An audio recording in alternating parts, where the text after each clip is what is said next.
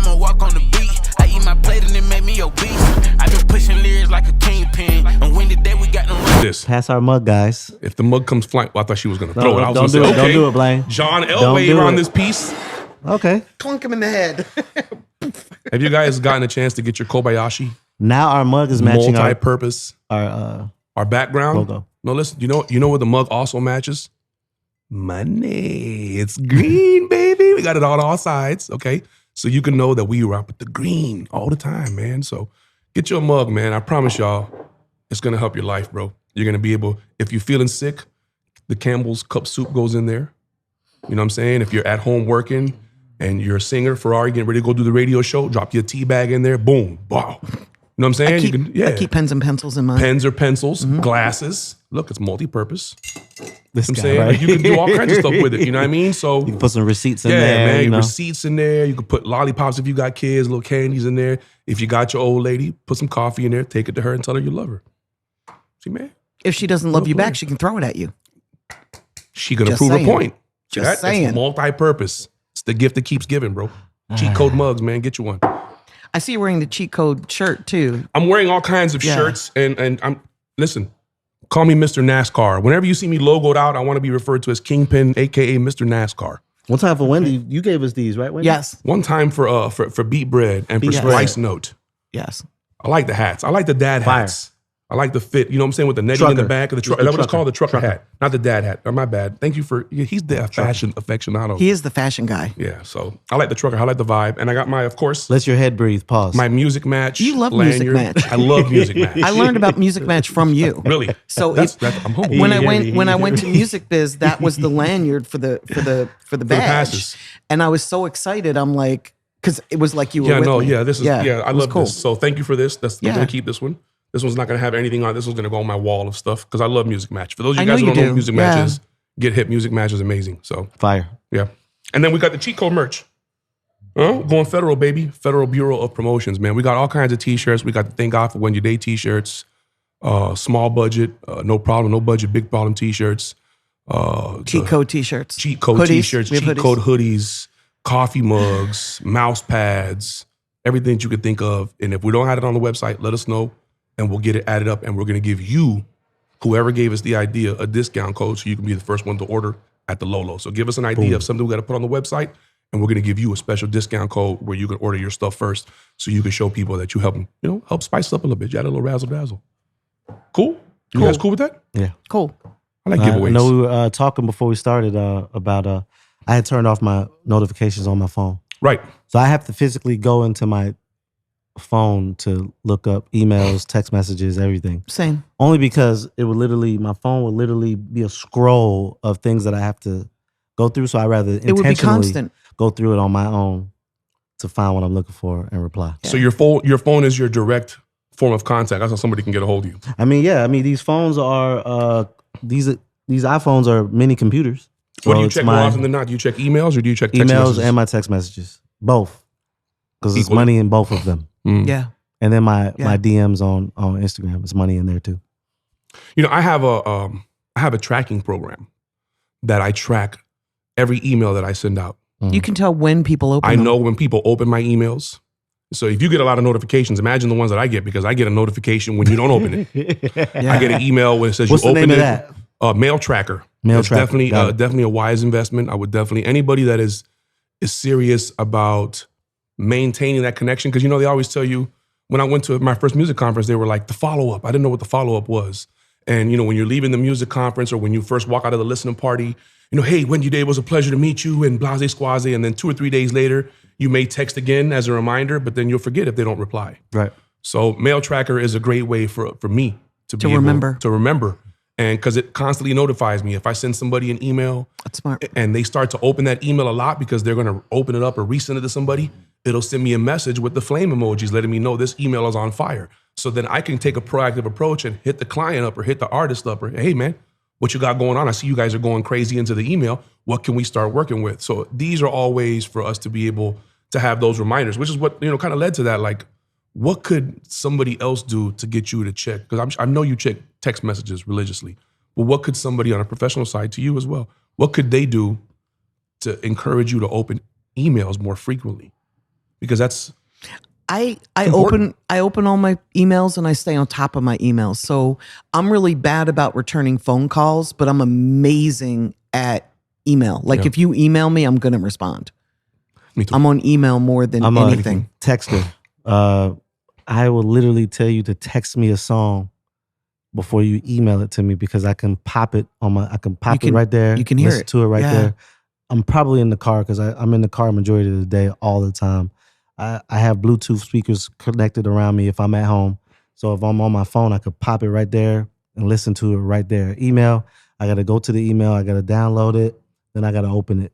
So, but since I got the corporate job at Warner Records, I have learned that emails are equally as important as text messages. Yes, they so are. They're more I have important been in the a corporate lot better at my emails because before I would literally check my emails at the end of the day. Wow. And now I check my emails all day. Me too. Constantly. So Yeah. I've I'm been definitely in my participating more. inbox. I'm in my inbox religiously. Yeah. I same. think it's important. I think if you understood all of the opportunities, and this is not just for business opportunities. Obviously, there's money in your email, but beta testing opportunities.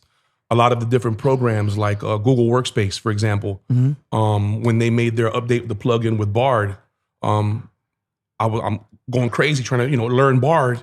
And then I got the wild hair up my ass one day. It was like, hey man, can you guys, how do I connect Bard with Google? And they were like, well, it's coming. And then as soon as I logged out and went to the email, there was a beta email from Google. Hey, we heard you were interested in Bard and do you guys want to test it in? So being able to have access to that information. And that's why me and my wife were talking about this on the way in, this is the music community. And I'm a member of this community and I've built my hut in this village, in this city. And it's a nice hut. It's a nice hut. You know what I mean? It's mine. This is Well established. And there are people in my community that, fill a void or are other prospering members of my community. So it behooves me to be able to share information and share resources to build up my community. And unfortunately, in this business, there's not that sense of community. It's more a sense of competition. It's less camaraderie and more collaboration in the sense of where I'm not your buddy. You know what I mean? I'm not your fucking friend. I'm here to get something done. And if we happen to build a bond or establish a relationship in the midst of us doing that, then so be it. The downside to being a member of a community or being a member of a village is that unless you're a contributing member of that community, then you're of no use to anybody in that community. And that's one of the problems that I've had. And that's why I'm so glad and thankful for the Cheat Code, because I get the chance to come here and help educate my community, because I love the people in my community. Some are more talented than others. Some require more attention than others. Some are more productive than others. But I love the members of my community. What I don't love and I don't appreciate is the lack of effort from all of the members in my community, especially considering that nobody was forced to come and relocate here. These are all people that packed up their shit and decided they wanted to come move into this music community. And now that you're here, you don't want to do what it takes to help flourish. You don't want to do what it takes to help cultivate. You don't want to do what it takes to help lead and to build. And that's a problem. And I think not having access to email and stuff like that, bro, is one of those major hindrances, because the information that you need to build is provided for you. Let me also add, I think, and I agree. But I also want to add, I think a communication errors also play a big factor into how people rise together. I think it's definitely very cliquish, but as you can see in other cities, both smaller and bigger, I would like to say people have used the Atlanta blueprint in their city, because I remember going to Memphis not too long ago, and I was listening to radio. I was like, damn, I hear a whole bunch of Memphis vibes now.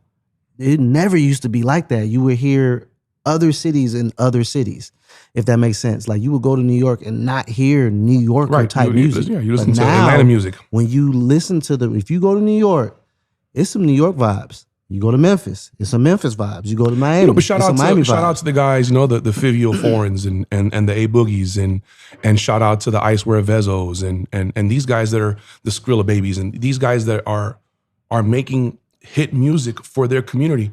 I remember one of the first things I ever heard you say was, when I first met you at a music conference, was you got to be the best in your city in order to get out of the city And I never really understood that. And I was always like, so why do we got to leave and go promote? But when you're the man in your city, when you're the woman in your city, when you're that go-to person, when you're that independent artist that people support, they're going to find a way to wedge and introduce your music in between hit records.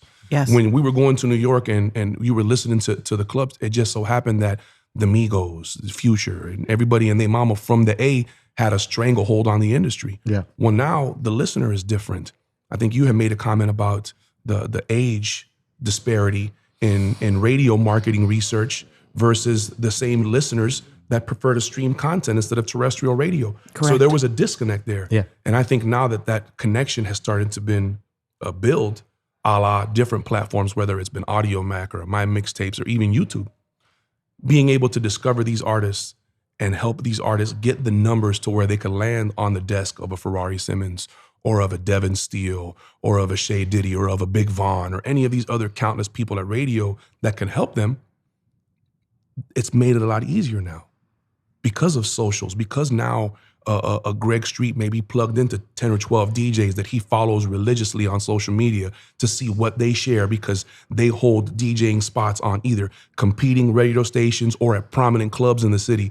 And so he understands the value of it. So as much as he is a mega influencer, he relies on those micro influencers to keep the culture alive. And that's what I was saying by people not Absolutely. communicating. Yeah. Like whenever we work records, we go to the DJs that are under the main DJs because it's relatively easy to get to them. And if they like the record and they start spinning it, Bleeds up. it catches the attention not goes only up. Yeah. of their fans, but of everybody above them that's looking at them as the tastemaker. Yes. You And those always are the want to guys that look introduce and it. pay attention to who's paying attention to you. So like if Yes. I have 5 DJs that are in my crew and I see all 5 of them playing this new record, I'm gonna be like, yo, what's that? And Exactly. if everyone tells me, oh, this that new shit, what am I gonna do? And you Play know, the new shit. on the Of flip course. side and sidebar or new paragraph, imagine how important the DJ is now that understands the value of that and says, hey, I have a record that me and 4 or 5 of my peers are spinning on a regular basis. I need to send this out to my other resources. But because they know how the music business works, they know how to tag music. Now when they're sending this record out, they're actually helping somebody other than just themselves. What a concept. I mean, can we acknowledge the growth of TikTok? I remember, and it's easy for me to kind of hop on these things because my kids would literally be ahead of the curve. I remember when Lil Rari was nothing but on TikTok watching people dance all day. You mean musically? No, Yes. it was just dancing. No. No, was Musically before TikTok. Musically. TikTok was Facts, music. facts, You mean Yes. musically? Correct. But Yeah. then once it became TikTok and it was nothing but dance, did you guys notice? Now the adults are on TikTok. Yes. And the kids I are running. kids are saw leaving. someone that reminded me of my grandma cooking, and she had 200,000 followers. Yeah. It wasn't like that before. It was nothing but the kids that was dancing that had the 300, 400,000. Now, Grams is on there cooking. And I see other people the same age commenting, oh, send me the recipe. 43.8% of Americans recently surveyed believe they have what it takes to be a social media influencer. Damn. That's half That's half. of our fucking population. Damn, curse jar. Half of our population in this country thinks that they can be the one providing the entertainment. The other half want to look at them. But let me also say, That's crazy. people just want to look at and like and enjoy something dope. I do believe that half of that half can provide that and it be dope because I literally follow Grams. I'm telling y'all now, I go on my TikTok and say it later, but she makes good food. She used a whole bunch of butter, but shit, I followed her off of that. Word. Then I followed this one page that posts nothing but 2,000 songs from the year 2000 Right. on TikTok. All they do is Wow. post videos from the year 2000 to 2010. Well, you found something that you can connect with. What a concept, right? And then all of a sudden the algorithm worked. Now it'll start showing me all these stuff from the 2000s Of course it does. on my page. I think course if it I'm does. not mistaken, and it's either 4 or 6, don't quote me on it, but there's only 4 or 6 major corporations in the world that funnel everything that we consume, read, digest, and listen to, okay? So understanding that as much as social media is a media platform, it's an entertainment platform. News is entertainment. That's why they have to sensationalize it with the top murder at 6. to keep you glued in, and then they hit you with, You ain't and going grandma nowhere. decided to bake cookies for the homeless shelter, and at 3 o'clock, a man just got robbed, and today's weather forecast is going to be, so there's a balance. So they have to give you, Yeah. they just can't give you a plate full of sugar cookies and expect you to be a balanced or a productive citizen. They got to give you some meat and potatoes. You may not like the vegetables, and you may like, so understanding what these platforms are, TikTok, Instagram, Twitter, Mastodon, Triller, name them, go down the list, fan base. They're all rely on one basic principle: for you to be able to connect with like-minded individuals. Yep. That's all your social platforms are for. That's all YouTube is for. That's all every one of these platforms. They're not there to brainwash you. They're there because you're there. And if you're there while you're there, they want to advertise to you. And if you like what they got going on, they will know because you're going to click on it. It's just that simple. And if we applied that logic to our music, into the stuff that we create, instead of trying to force it down everybody's throat, why don't we just make something? I think it was Ugly Face posted this. Shout out to my ugly guys, shout out to Ugly Face, California. They recently made a post on social media where it was an expert. And he said, the content is the trap. Looked at him crazy. I said, what? Yeah. The content is the trap. Making the content and wanting to make nothing but the content is what stops you from being good. Goosebumps. Crazy. I was like, that makes all the sense in the world. He was just able to articulate it in a way that I could understand. Right. And so, back to what you were saying with the kids, you're talking a language they understand. The dancers are talking a language they understand. The food lady was talking the love language that you understand with your belly. The 2000s was talking the love language to your ear. It's understanding how to talk to somebody. And once you speak that language, you can tell them everything But that you need. once you have that connection, then you build a community, because the value to any artist is their community, whether they're building it on TikTok or YouTube or Discord, or whether they have a newsletter. It's about finding your tribe, finding your community, and then feeding them and keeping them there and bringing new people in while you feed the ones that are already there. How long do you think it'll be before the major record companies introduce a subscription-based service to where you pay $8.99 a month for Warner and you can access every artist in Warner's catalog? How long do you think it'll be before artists become their own brand channel where you're required to make this variation of content? Shout out to Drewski. I just seen Drewski doing a commercial, just seen him doing all kinds of other stuff. And to see what social media has become for him, it's a nice indicator of what awaits everybody. If you're good at doing one thing, you're gonna have to start learning how to do everything. Everything. Yeah.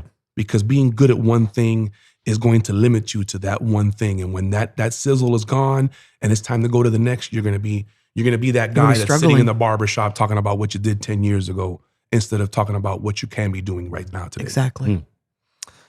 Question of the day. Question of the day. Okay, y'all stay tuned for it. It's coming. Hit We're that gonna bitch have like a whole Funk little Flex. shit. Help us out with that, Blaine. I am over 40. Love music like I love air. I was told recently, if you haven't figured it out, if you haven't figured out how to make money by now, quit. But I can't. I listen to the cheat code every day at work. Every day was all caps. Thank by you, the bro. way. I appreciate it. And I feel management or Please don't get production is fired. where I can make real progress. I'm surrounded by solid artists with zero guidance, and they are looking to me to help them. I want to, but I don't want to screw over anybody in my care. I don't know any managers that aren't crooks. I need some Wow. suggestions on how I can move in the best interest for me and my team. Please advise. Well- Praise the cheat code. One of the thank you, first of all. For real. One of the things that's most important about what you said is to succeed in the music business, you need some money. So if you're just advising artists, they'll have the knowledge, but they won't have the money to market and promote. There's over 200,000 artists released every week on the DSPs. So in order to stand above that din of oversaturation, you've got to have some ability to market and promote. It's not a free industry. That doesn't mean if you don't have money, you should quit and give up. because you can always find an investor or somebody that wants to partner with you. Because if you're watching Cheat Code every day, you're probably going to lose your job. So watch it at home. Don't watch it at work. But anyway, you're going to want to find somebody that has some belief in what you're doing with these artists so that you'll have know-how and budget to be able to get them to the next level. Just having one or the other doesn't work. You can't have money and no knowledge. You can't have knowledge and no money. They go hand in hand. You need them both. Yeah. I think what you want to do before you need the money is when people say the legwork, it's identifying the fan. It's identifying Correct. what kind of music you make. Where you have to pick where you're going to hang your hat. And as an independent artist, I think that's one of the most difficult things, is because it is hard. You want to balance. You want to go to Music Biz. Yes. You want to go to A3C. You want to go to South by Southwest. You want to print T-shirts. You want to pay a website. You want to buy good quality beats. You want to pay the videographer. I can't do it all. I'm doing it on my own. Okay, cool. So then scale back. And the music that you are making, how are we making it? Where is it being presented at? How are you packaging it? And again, and who's learn. listening? Who's listening? Who is watching your video? Who is listening when you're performing? Who's in the crowd? Because that's your market. You need to figure out who your market is. You want to sell water in the desert. You want to deliver something that people want Amen. and need. You can't just deliver something that people don't care about. You can't ram it down people's throats anymore. That's what we did in the 90s and hope that the repetition would take over. It's not that world anymore. People are very selective about what they want and what they need. You've got to figure out what it is that they need and give it to them. And people need music. I need music. You guys need music. Yes. We all need music. So, and be honest, people need entertainment. yes. And they're the only two things Yes. that sell in any recession or in a time of war is sex and entertainment. People are always going to make love, not war. And people always want to be entertained. And as entertainers, I think we lose sight of that. I think we lose sight that what we're creating is a form of entertainment. It may not be funny or entertaining to somebody else, but entertainment does not mean not to take it serious. Because Right. I can be entertained by a documentary. A good book can keep me entertained. There's a lot of different things I can find entertaining. And understanding that what you're creating has to be entertaining. I think once you can wrap your mind around that concept, especially for these independent artists, they're going to start to find that either A, they really want to do this shit, or B, this ain't fucking for them. And it's okay if this isn't for you. Get out now. You tried it. You didn't like it. Go on.